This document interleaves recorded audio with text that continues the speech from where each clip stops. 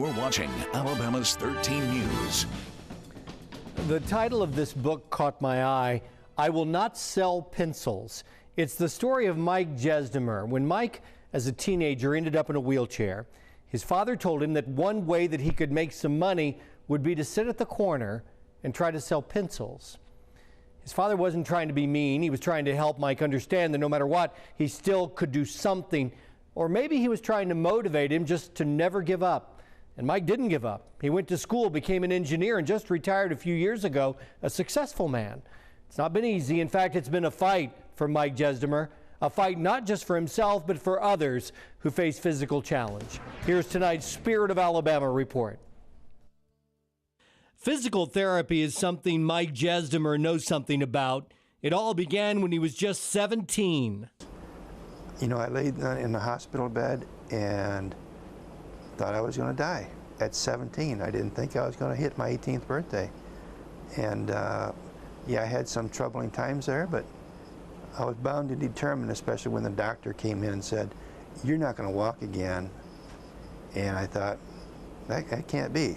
I've got to be able to do that. And it was at that point I decided that I was going to fight this disease. The disease is called transverse myelitis, and it's a disorder that affects the spinal cord. It's in the same family as multiple sclerosis and lupus. The nerves in our body are protected like an electrical wire is protected by this rubber coating. When that protection is damaged or weakened, our nerves can't communicate properly with our brain. Exactly. So that insulation is extremely important for the propagation or the traveling of those nerve impulses, and the proper speed of those nerve impulses is extremely important for everything we do, from walking to moving.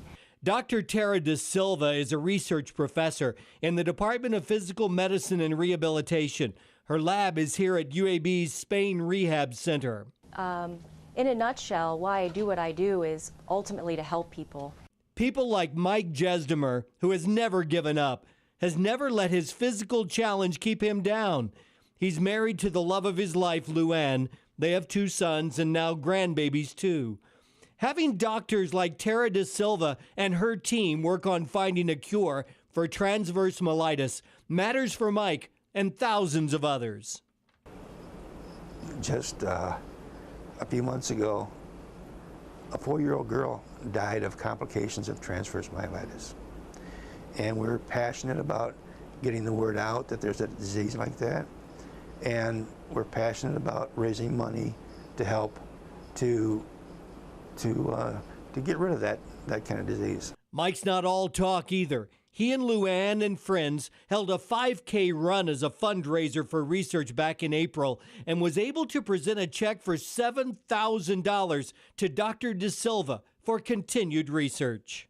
What Mike has done is absolutely tremendous. He, according to his circumstances and what he's gone through, has every right to sit at home and complain, and instead he's out there making a difference. You can learn more and get involved through Mike Jezdimir's foundation. Just check out Get Involved at MikeTransverseMyelitis.com.